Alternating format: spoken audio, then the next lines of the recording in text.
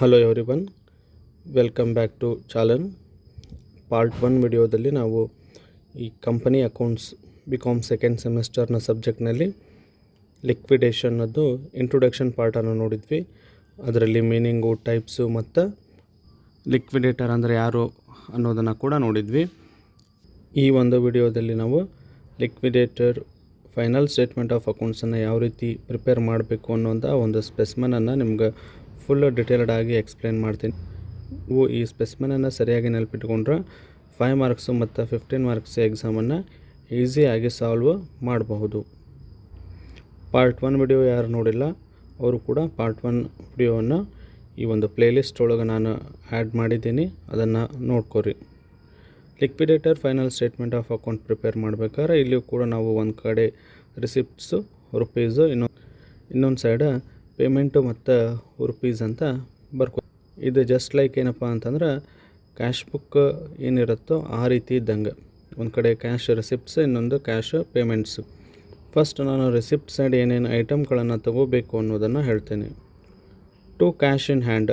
Cash in hand cash book ಒಳಗೆ ನಮ್ಗೆ ಗೊತ್ತಾಗಿರ್ತೈತಿ ಎಷ್ಟು ಐತಿ ಅಂಥೇಳಿ. ಆ ವ್ಯಾಲ್ಯೂವನ್ನು ಡೈರೆಕ್ಟಾಗಿ ತೊಗೋಬೇಕು.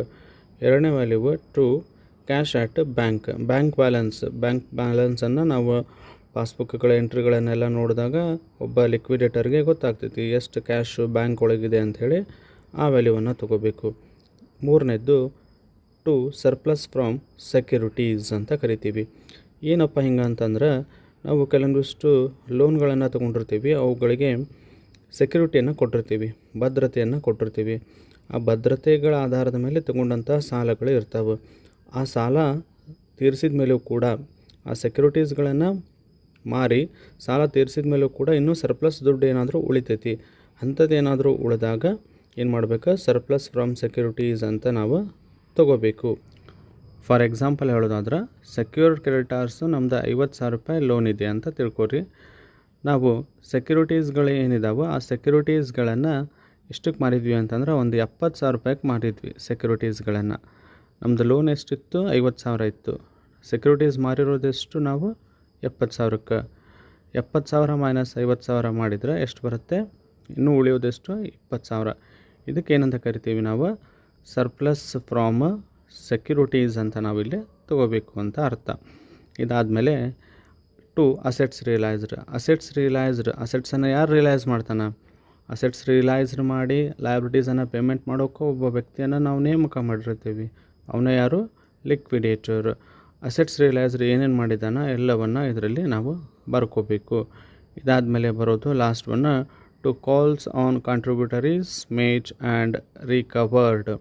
ಕೆಲವೊಮ್ಮೆ ಏನಾಗ್ತೈತಿ ಅಂದರೆ ಇಕ್ವಿಟಿ ಶೇರ್ ಹೋಲ್ಡರ್ಸ್ದಾರರು ಪೂರ್ತಿ ಅಮೌಂಟನ್ನು ಪಾವತಿ ಮಾಡಿರೋದಿಲ್ಲ. ಅವ್ರದ್ದು ಕಾಲ್ಸ್ ಅನ್ಪೇಯ್ಡ್ ಇರಬಹುದು ಅಥವಾ ಏನಾಗಿರ್ತೈತಿ ಕಾಲ್ಸಿನ ಅರಿಯರ್ಸ್ ಇರುತ್ತೆ. ಅಂಥವುಗಳನ್ನು ನಮಗೇನಾದರೂ ದುಡ್ಡು ಬೇಕಾದಂಥ ಸಂದರ್ಭದಲ್ಲಿ ಕಂಪ್ನಿಯವ್ರು ಏನು ಮಾಡ್ತಾರೆ, ಅವನ ಕಡೆಯಿಂದ ಕಾಲ್ ಮಾಡ್ತಾರೆ. ಆ ದುಡ್ಡನ್ನು ಏನಾದರೂ ನೀವು ರಿಸೀವ್ ಮಾಡಿದರೆ ಅದನ್ನು ಇಲ್ಲೇ ಬರ್ಕೋಬೇಕು. ರಿಸಿಪ್ಟ್ ಸೈಡೇ ಇರೋದು ಎಲ್ಲವೂ ಕೂಡ ಏನು ಅಂತಂದ್ರೆ ಕ್ಯಾಶ್ ರಿಸಿಪ್ಟ್ಸ್ ಆಗಿರ್ಬೇಕು. ಕಂಪ್ನಿಗೆ ಒಟ್ಟು ಏನು ಹಣ ಬಂದಿರಬೇಕು. ಅಂಥವುಗಳು ಎಲ್ಲವನ್ನು ನೀವು ರಿಸಿಪ್ಟ್ ಸೈಡ ತೊಗೋಬೇಕು. ಇದಾದಮೇಲೆ ನಾವು ಪೇಮೆಂಟ್ ಸೈಡ್ ಏನೇನು ಬರುತ್ತೆ ಅನ್ನೋದನ್ನು ನೋಡೋಣಂತ. ಪೇಮೆಂಟ್ ಸೈಡ್ ಫಸ್ಟ್ ಏನು ಪೇ ಮಾಡಬೇಕು ಅಂತಂದ್ರೆ ಬಾಯ್ ಲೀಗಲ್ ಚಾರ್ಜಸ್. ಈ ಕಂಪ್ನಿಗೆ ಲೀಗಲ್ ಚಾರ್ಜಸ್ಗಳು ಏನಾದರೂ ಕೊಡೋದಿತ್ತಂದ್ರೆ ಅವುಗಳನ್ನು ಪೇ ಮಾಡಬೇಕು. ಅದಾದಮೇಲೆ ಬಾಯ್ ಲಿಕ್ವಿಡೇಟರ್ಸ್ ರೆಮ್ಯುನರೇಷನ್. ಭಾಳಷ್ಟು ಇಂಪಾರ್ಟೆಂಟ್ ಆಸ್ಪೆಕ್ಟು ಲಿಕ್ವಿಡೇಟರ್ ರೆಮ್ಯುನರೇಷನ್. ಇಲ್ಲಿ ಲಿಕ್ವಿಡೇಟರ್ಗೆ ನಾವು ಏನು ಅಪಾಯಿಂಟ್ ಮಾಡಿರ್ತೀವಿ ಅವಂಗೆ ಏನು ಮಾಡಬೇಕು, ಪಾವತಿ ಮಾಡಬೇಕು ರೆಮ್ಯುನರೇಷನನ್ನು, ಸಂಭಾವನೆಯನ್ನು. ಈ ಸಂಭಾವನೆಯನ್ನು ಪಾವತಿ ಮಾಡೋದು ಹಲವಾರು ವಿಧಗಳಿದ್ದಾವೆ. ಅದರಲ್ಲಿ ನಾವು ಫಸ್ಟ್ ಏನು ಮಾಡ್ತೀವಿ ಅಂದರೆ, ನಿಮ್ಗೆ ಹೇಳೋದಾದ್ರೆ ನಾನು ಈ ಒಂದು ಫಿಕ್ಸ್ಡ್ ರೆಮ್ಯುನರೇಷನನ್ನು ನಾವು ಪೇ ಮಾಡ್ತೀವಿ ಲಿಕ್ವಿಡೇಟರಿಗೆ. ಫಿಕ್ಸ್ಡ್ 10,000, 20,000, 50,000 ಅಂತ ಮೊದಲು ಏನು ಮಾಡಿರ್ತೀವಿ ನಾವು ಫಿಕ್ಸ್ ಮಾಡಿರ್ತೀವಿ. ಫಿಕ್ಸ್ಡ್ ರೆಮ್ಯುನರೇಷನ್ ಆದರೆ ಇರ್ಬೋದು. ಎರಡನೇದೇನು ಅಂತಂದರೆ ಆನ್ ಅಸೆಟ್ಸ್ ರಿಯಲೈಸ್ಡ್ ಅಂದರೆ percentage on assets realised. Liquidator ಅಸೆಟ್ಸನ್ನು ರಿಯಲೈಸ್ ಮಾಡಿರ್ತಾನೆ. ನಾವಿಲ್ಲಿ ಅಸೆಟ್ಸ್ ರಿಯಲೈಸ್ಡ್ ವ್ಯಾಲ್ಯೂ ತೊಗೊಂಡಿರ್ತೇವೆ ನೋಡ್ರಿ. ಇದರ ಮೇಲೆ 3% ಅಥವಾ 5% ರೆಮ್ಯುನರೇಷನ್ನು ಅಂತ ಅವಂಗೆ ಹೇಳಿರ್ತಾರೆ. ನೀನು ಎಷ್ಟು ಅಸೆಟ್ಸ್ ರಿಯಲೈಸ್ ಮಾಡಿರ್ತೀವೋ ಅದ್ರ ಮೇಲೆ ಇಂತಿಷ್ಟು ಪರ್ಸಂಟೇಜು ಕೊಡ್ತೀವಿ ಅಂತ ಹೇಳಿರ್ತಾರೆ. ಹಾಗಾಗಿ ಅಸೆಟ್ಸ್ ರಿಯಲೈಸ್ಡ್ ಮೇಲೆ ಪರ್ಸಂಟೇಜ್ ಮಾಡಿ ತೊಗೋಬೇಕು. ಆಮೇಲೆ ಇನ್ನೊಂದು ಇರುತ್ತೆ ಪರ್ಸಂಟೇಜ್ ಆನ್ ಅನ್ಸೆಕ್ಯೂರ್ ಕ್ರೆಡಿಟಾರ್ಸು ಅಂತ ಇರುತ್ತೆ ಲಯಬಿಲಿಟಿ ಒಳಗೆ. ಎರಡು ಬರ್ತಾವೆ ರೀ ಕ್ರೆಡಿಟಾರ್ಸ್ ಒಳಗೆ, ಪ್ರಿಫರೆನ್ಷಿಯಲ್ ಕ್ರೆಡಿಟಾರ್ಸ್, ಇನ್ನೊಂದು ಅನ್ಸೆಕ್ಯೂರ್ ಕ್ರೆಡಿಟಾರ್ಸು ಅಂತ ಬರ್ತಿರ್ತಾರೆ. ಈ ಒಂದು ಅನ್ಸೆಕ್ಯೂರ್ ಕ್ರೆಡಿಟಾರ್ಸ್ ಮೇಲೆ ಕೊಡ್ರಿ ಅಂತ ಹೇಳಿದರೆ, ಅನ್ಸೆಕ್ಯೂರ್ ಕ್ರೆಡಿಟಾರ್ಸ್ ಎಷ್ಟಿರುತ್ತೋ ಅದ್ರ ಮೇಲೆ ಪರ್ಸಂಟೇಜ್ ಎಷ್ಟು ಹೇಳ್ತಾರೋ ಅದನ್ನು ಕ್ಯಾಲ್ಕುಲೇಟ್ ಮಾಡಿ ಕೊಡಬೇಕು. ಸಪೋಸ್ ಅನ್ಸೆಕ್ಯೂರ್ ಕ್ರೆಡಿಟಾರ್ಸು ಒಂದು 50,000 ಐತಿ, 2% ರೆಮ್ಯುನರೇಷನ್ ಕೊಡಬೇಕು ಅಂತಂದ್ರೆ ಅದೆಷ್ಟು ಬರುತ್ತೋ ಅಷ್ಟು ಕ್ಯಾಲ್ಕುಲೇಟ್ ಮಾಡಿ ನೀವು ಕೊಡ್ತೀರಿ. ದೆನ್ ಇದಾದಮೇಲೆ ಇನ್ನೊಂದು percentage on amount available to unsecure creditors. ಇಲ್ಲಿ ಲಿಕ್ವಿಡೇಟರ್ ಫೈನಲ್ ಸ್ಟೇಟ್ಮೆಂಟ್ ಒಳಗೆ ನಾವೇನು ಮಾಡ್ತೀವಿ ಅಂದರೆ, ಕೆಲವೊಮ್ಮೆ ಪೂರ್ತಿಯಾದ ಹಣವನ್ನು ಪಾವತಿ ಮಾಡಿರಬಹುದು ಎಲ್ಲ ಲಯಬಿಲಿಟೀಸ್ಗಳನ್ನು. ಇನ್ನೊಮ್ಮೆ ಏನಾಗಿರ್ತೈತಿ, ನಮ್ಮ ಹತ್ರ ದುಡ್ಡು ಇರದೇ ಇದ್ದರೆ ಎಷ್ಟು ಪಾರ್ಷಿಯಲ್ ಅಮೌಂಟ್ ಇರುತ್ತೋ ಅಷ್ಟು ಪಾವತಿ ಮಾಡ್ತಾ ಇರ್ತೀವಿ. ಹಾಗಾಗಿ ಇಲ್ಲೇನ ಅಮೌಂಟ್ ಅವೈಲೇಬಲ್ ಎರಡೂ ಒಂದೇ ಅಲ್ಲ. ಇಲ್ಲೇ ಮೇಲೆ ಕೊಟ್ಟಿರೋದು 3ನೇದು ಮತ್ತು 4ನೇದು ಬೇರೆ ಬೇರೆ. 3ನೇದೇನು ಪೂರ್ತಿ ಅಮೌಂಟ್ ಅವೈಲೇಬಲ್ ಇದ್ದಾಗ ಅನ್ಸೆಕ್ಯೂರ್ ಕ್ರೆಡಿಟಾರ್ಸ್ ಮೇಲೆ ಕೊಡಬೇಕು ಅಂತ ಅರ್ಥ. 4ನೇದೇನು ಅಮೌಂಟ್ ಅವೈಲೇಬಲ್ ಎಷ್ಟಿರುತ್ತೋ ಅಷ್ಟರ ಮೇಲೆ ಮಾತ್ರ ನಾವು ಪರ್ಸಂಟೇಜ್ ಕ್ಯಾಲ್ಕುಲೇಟ್ ಮಾಡಿ ಕೊಡಬೇಕು. ದೆನ್ ಇದಾದಮೇಲೆ ಬರೋದೇನು ಅಂತಂದ್ರೆ percentage on amount available to share ಹೋಲ್ಡರ್ಸಿಗೂ ಕೂಡ ನಾವು ಪೂರ್ತಿ ಹಣ ಪಾವತಿ ಮಾಡಿರಬಹುದು, ಮಾಡ್ದೇನೂ ಇರಬಹುದು. ಕೊಟ್ಟಿರುವಂತಹ ಪ್ರಾಬ್ಲಮದ ಬೇಸ್ ಮೇಲೆ ನಮ್ಗೆ ಗೊತ್ತಾಗ್ತಿರ್ತೈತಿ. ಹಾಗಾಗಿ ಇಲ್ಲಿಯೂ ಕೂಡ ಏನು ಅಮೌಂಟ್ ಅವೈಲೇಬಲ್ ಮೇಲೆ ನಾವು ಕ್ಯಾಲ್ಕುಲೇಟ್ ಮಾಡಬೇಕಾಗತ್ತೆ. ನಿಮ್ಗೆ ನೆಕ್ಸ್ಟ್ ಒಂದು ವಿಡಿಯೋದಲ್ಲಿ ನಾನು ಕ್ಲಿಯರ್ ಆಗಿನ ರೆಮ್ಯುನರೇಷನ್ ಬಗ್ಗೆನ ಫಸ್ಟು ಒಂದು ಕ್ಲಾಸಸ್ಸನ್ನು ಮಾಡ್ತೀನಿ. ಅದನ್ನು ಕ್ಲಿಯರಾಗಿ ಈ ಕ್ಯಾಲ್ಕುಲೇಷನ್ಸ್ಗಳ ಬಗ್ಗೆ ಹೇಳ್ತೀನಂತ. ಇಷ್ಟೆಲ್ಲ ಕ್ಯಾಲ್ಕುಲೇಟ್ ಮಾಡಿ, ಅಂದರೆ ಈ 5 ರೀತಿಯಲ್ಲಿ ಯಾವುದಾದ್ರೂ 1 ಇರ್ಬೋದು, 2 ಇರ್ಬೋದು, ಕೊಟ್ಟಿರ್ತಾರೆ ಅವರು ಅಡ್ಜಸ್ಟ್ಮೆಂಟ್ದಲ್ಲಿ ಹೇಳಿರ್ತಾರೆ. ಆ ಪ್ರಕಾರ ನೀವು ಕ್ಯಾಲ್ಕುಲೇಟ್ ಮಾಡಿ ಅದನ್ನು ಲಿಕ್ವಿಡೇಟರ್ ರೆಮ್ಯುನರೇಷನ್ ಕಾಲಮ್ ಒಳಗೆ ನೀವು ತೊಗೋಬೇಕು. ಇದಾದಮೇಲೆ ನೆಕ್ಸ್ಟ್ ಬಾಯ್ ಲಿಕ್ವಿಡೇಷನ್ ಎಕ್ಸ್ಪೆನ್ಸಸ್. ಲಿಕ್ವಿಡೇಟರ್ ಕೆಲವೊಂದಿಷ್ಟು ಅಮೌಂಟನ್ನು ಎಕ್ಸ್ಪೆನ್ಸಸ್ ಆಗಿ ಮಾಡಿರ್ತಾನೆ ಈ ಎಲ್ಲ ಪ್ರೊಸೆಸ್ಸನ್ನು ಮಾಡೋ ಸಲುವಾಗಿ. ಅಂಥವುಗಳೇನಾದ್ರು ಇದ್ದರೆ ಡೈರೆಕ್ಟ್ ವ್ಯಾಲ್ಯೂವನ್ನು ಇದರಲ್ಲಿ ತೊಗೋತೀವಿ. ದೆನ್ ಇದಾದಮೇಲೆ ಬರೋ ಪೇಮೆಂಟ್ ಸೈಡ ಡಿಬೆಂಚರ್ಸ್ ಬಾಯ್ ಡಿಬೆಂಚರ್ ಹೋಲ್ಡರ್ಸ್ ಅಂತ ತೊಗೋಬೇಕು. ಇಲ್ಲಿಯೂ ಕೂಡ ಒಂದಿಷ್ಟು ಕಂಡೀಷನ್ಸ್ ಇದ್ದಾವೆ. ಪೇಮೆಂಟ್ ಮಾಡೋ ಸಲುವಾಗಿ ನಮ್ಗೆ ಯಾರಿಗೆ ಬೇಕೋ ಅವರಿಗೆ ನಾವು ದುಡ್ಡನ್ನು ಲಿಕ್ವಿಡೇಟರ್ ಕೊಡೋಕ್ಕೆ ಬರೋದಿಲ್ಲ. ಆರ್ಡರ್ ಆಫ್ ಪೇಮೆಂಟ್ ಯಾವ ರೀತಿ ಇರುತ್ತೋ ಅದೇ ಪ್ರಕಾರ ಕೊಡಬೇಕು. ಡಿಬೆಂಚರ್ ಹೋಲ್ಡರ್ಸ್ಗೆ ಪಾವತಿ ಮಾಡಿದ ಮೇಲೆ ನಿಮ್ಮ ಹತ್ರ ಏನಾದರೂ ಎಕ್ಸ್ಟ್ರಾ ದುಡ್ಡು ಮತ್ತು ಉಳಿದ್ರೆ ಅದನ್ನು ನಾವು ಕ್ರೆಡಿಟಾರ್ಸ್ಗೆ ಪೇ ಮಾಡಬೇಕು. ಕ್ರೆಡಿಟಾರ್ಸ್ದಲ್ಲಿ ಮತ್ತೆ 2 ಥರ, ಒಂದೊಂದು ಪ್ರಿಫರೆನ್ಷಿಯಲ್ ಕ್ರೆಡಿಟಾರ್ಸ್, ಅದಾದಮೇಲೆ ಅನ್ಸೆಕ್ಯೂರ್ಡ್ ಕ್ರೆಡಿಟಾರ್ಸು ಅಂತ 2 ಇದೆ. ಇದರಲ್ಲಿ ನಾವು ಮೊದಲ ಪ್ರಿಫರೆನ್ಷಿಯಲ್ ಕ್ರೆಡಿಟಾರ್ಸನ್ನು ಪೇಮೆಂಟ್ ಮಾಡಬೇಕು. ಅದಾದಮೇಲೆ ದುಡ್ಡು ಉಳಿದ್ರೆ ಅನ್ಸೆಕ್ಯೂರ್ಡ್ ಕ್ರೆಡಿಟಾರ್ಸನ್ನು ಪೇಮೆಂಟ್ ಮಾಡಬೇಕು. ಶೇರ್ ಹೋಲ್ಡರ್ಸ್ದಲ್ಲಿ ಮೊದಲಿದ್ದು ನಾವು ಪ್ರಿಫರೆನ್ಸ್ ಶೇರ್ ಹೋಲ್ಡರ್ಸಿಗೆ ಪಾವತಿ ಮಾಡಬೇಕು. ಅದಾದಮೇಲೆ ದುಡ್ಡು ಉಳಿದ್ರೆ ಬೈ ಇಕ್ವಿಟಿ ಶೇರ್ ಹೋಲ್ಡರ್ಸ್ ಅಂತ ಹೇಳಿ ಅವರಿಗೆ ಪೇಮೆಂಟನ್ನು ಮಾಡಬೇಕು. ಈ ಸೈಡ ಟೋಟಲ್ ಪೇಮೆಂಟ್ ಸೈಡ್ ಟೋಟಲ್ ಮಾಡಿ ಬರ್ಕೋತೀರಿ. ಅದರಲ್ಲಿ ರಿಸಿಪ್ಟ್ ಸೈಡು ಕೂಡ ಟೋಟಲ್ ಮಾಡ್ತೀರಿ. 2 ಟೋಟಲ್ ಸೇಮ್ ಬಂದಿರ್ತದೆ.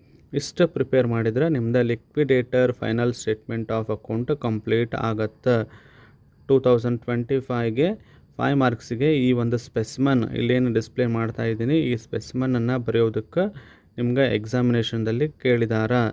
ಈ ಒಂದು ಸ್ಪೆಸಿಮನನ್ನು ನೀವು ಸ್ಕ್ರೀನ್ಶಾಟ್ ತೊಗೊಂಡು ಸರಿಯಾಗಿ ಬರ್ಕೋರಿ. ಈ ಸ್ಪೆಸಿಮನ್ ಪ್ರಕಾರನೇ ನೀವು ಪ್ರಾಬ್ಲಮನ್ನು ಪ್ರಿಪೇರ್ ಮಾಡಿದ್ರೆ ಒಂದು 5 ಮಾರ್ಕ್ಸು ಮತ್ತು 15 ಮಾರ್ಕ್ಸ್ ಕಂಪ್ಲೀಟ್ ಆಗತ್ತೆ. ಇಲ್ಲಿ main important order of payment ಬರೆಯೋದು ಭಾಳಷ್ಟು ಆಗಿರ್ತೈತಿ. ಹಾಗಾಗಿ ಸ್ಪೆಸಿಮನನ್ನು ಸರಿಯಾಗಿ ನೋಡ್ಕೋರಿ. ಪ್ರಾಬ್ಲಮ್ ಬಿಡಿಸುವಾಗ ನಿಮ್ಗೆ ಈಸಿ ಆಗತ್ತೆ. ಒಂದು ಎಕ್ಸಾಂಪಲನ್ನು ನಿಮ್ಗೆ ಹೇಳ್ತೀನಿ, ಫೈನಲ್ ಸ್ಟೇಟ್ಮೆಂಟ್ ಯಾವ ರೀತಿ ಪ್ರಿಪೇರ್ ಮಾಡಬೇಕು ಅಂಥೇಳಿ. ಸ್ವಲ್ಪ ಈ ಒಂದು ನೆಕ್ಸ್ಟ್ ಸ್ಲೈಡ್ಗಳನ್ನು ಸರಿಯಾಗಿ ಅಬ್ಸರ್ವ್ ಮಾಡಿರಿ. ಇಲ್ಲಿ ನಾನು ಫಸ್ಟ್ ಒಂದು ಐಟಮ್ ಕೊಡ್ತಾ ಇದ್ದೀನಿ. ಏನು ಅಂತಂದರೆ ಕ್ಯಾಶ್ ಇನ್ ಹ್ಯಾಂಡ್ 1000 ರೂಪೀಸ್ ಇದೆ ಅಂತ ಹೇಳೀನಿ. ಕ್ಯಾಶ್ ಇನ್ ಹ್ಯಾಂಡ್ ಆದಮೇಲೆ next cash at bank 1000, assets realised 8000. ಇಷ್ಟು ಐಟಮ್ಗಳನ್ನು ರಿಸಿಪ್ಟ್ ಸೈಡ್ ಬರೋದನ್ನು ನಾನು ಮೆನ್ಷನ್ ಮಾಡೀನಿ. ಸಿಂಪ್ಲಿ ನೀವೇನು ಮಾಡೋಂಗಿಲ್ಲ, ಮೇಲೂ ಕೂಡ ಇಲ್ಲಿ ಸ್ಪೆಸಿಮನನ್ನು ನಿಮ್ಗೆ ಕೊಟ್ಟೀನಿ. ಯಾವ್ಯಾವ ಐಟಮ್ ಎಲ್ಲಿದ್ದಾವೋ ಅವ್ರ ಮುಂದೆ ವ್ಯಾಲ್ಯೂ ಬರೀಬೇಕಷ್ಟೆ ನೀವು. First one cash in hand ಇದೆ ನೋಡಿರಿ, ಇದನ್ನು ಬರ್ಕೋತೇನೆ ನಾನು ಕ್ಯಾಶ್ ಇನ್ ಹ್ಯಾಂಡ್ ಅಂಥೇಳಿ. ದೆನ್ ಇದಾದಮೇಲೆ ಇರೋದು ಯಾವ್ದು ರೀ, ಕ್ಯಾಶ್ ಅಟ್ ಬ್ಯಾಂಕ್. ಕೂಡ ಕ್ಯಾಶ್ ಅಟ್ ಬ್ಯಾಂಕನ್ನು ಇಲ್ಲೇ ಬರೀಬೇಕು, ಕ್ಯಾಶ್ ಅಟ್ ಬ್ಯಾಂಕ್. ನೆಕ್ಸ್ಟ್ ಇರೋದು ಯಾವುದು ಅಂತಂದ್ರೆ ಅಸೆಟ್ಸ್ ರಿಯಲೈಸ್ಡ್ ಐತಿ. ಸರ್ಪ್ಲಸ್ ಫ್ರಮ್ ಸೆಕ್ಯೂರಿಟೀಸ್ ಇಲ್ಲ ಅಂದ್ರೆ ಆ ಐಟಮ್ ಬರೆಯೋಕ್ಕೆ ಹೋಗ್ಬೇಡ್ರಿ. ಸ್ಪೆಸಿಮನ್ ಒಳಗೆ ಐತಿ ಅಂಥೇಳಿ ಅದನ್ನು ಕೂಡ ನೀವು ಪ್ರಾಬ್ಲಮ್ ಸಾಲ್ವ್ ಮಾಡುವಾಗ ಬರೆಯೋ ಅವಶ್ಯಕತೆ ಇಲ್ಲ, ಅದನ್ನು ಸ್ಕಿಪ್ ಮಾಡಿಬಿಡ್ರಿ. ದೆನ್ ಅಸೆಟ್ಸ್ ರಿಯಲೈಸ್ಡ್ ಐತಲ್ಲ ಅಲ್ಲಿ ವ್ಯಾಲ್ಯೂವನ್ನು 8000 ನೀವು ಬರ್ಕೋರಿ. ಇಷ್ಟಾದ್ರೆ ಮುಗೀತು. ರಿಸಿಪ್ಟ್ ಸೈಡ್ ನೀವೇನು ಮಾಡಬೇಕಾಗಿತ್ತಲ್ಲ ಅಡ್ಜಸ್ಟ್ಮೆಂಟ್ಸ್ಗಳು ಎಲ್ಲವನ್ನು ಮಾಡ್ದಂಗೆ. ದೆನ್ ಇದನ್ನು ಟೋಟಲ್ ಮಾಡಿದರೆ ಎಷ್ಟು ಬರುತ್ತೆ ರೀ? 1000 ಬರುತ್ತೆ. ಆ 1000 ನಾನು ಬರೆದಿದ್ದೀನಿ. ದೆನ್ ಪೇಮೆಂಟ್ ಸೈಡ್ ನೋಡೋದಾದ್ರೆ ಸ್ಪೆಸಿಮೆನ್ ಕೂಡ ಇಲ್ಲಿ ಡಿಸ್ಪ್ಲೇ ಮಾಡ್ತೀನಿ ನಿಮ್ಗೆ. ಲೀಗಲ್ ಚಾರ್ಜಸ್ ಅಂಥೇಳಿ 500 ಐತಿ. ಲಿಕ್ವಿಡೇಟರ್ ರೆಮ್ಯುನರೇಷನ್ 1000 ಅಂತ ಅವರು ಕೊಟ್ಬಿಟ್ಟಾರ. ಫಿಕ್ಸ್ಡ್ ರೆಮ್ಯುನರೇಷನನ್ನು ಮೆನ್ಷನ್ ಮಾಡಿದ್ದಾರೆ. Liquidation expenses 1500, debentures 7000.